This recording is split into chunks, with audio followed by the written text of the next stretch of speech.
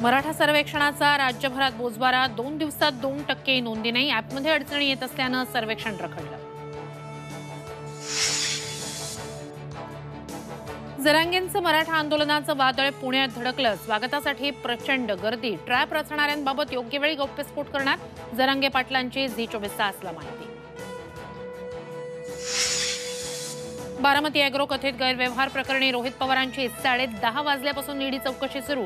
शरद पवार गटाचं मोठं शक्ती प्रदर्शन. सत्याचा विजय होईल, सुप्रिया सुळेंची प्रतिक्रिया.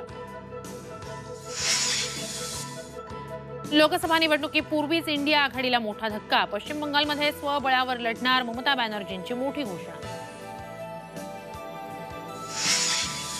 राज्य मंत्रिमंडळ 5 फेब्रुवारीला अयोध्येत जाणार. सूत्रांची माहिती. मुख्यमंत्री एकनाथ शिंदेंच्या नेतृत्वाखाली संपूर्ण मंत्रिमंडळ घेणार रामलल्लाचं दर्शन.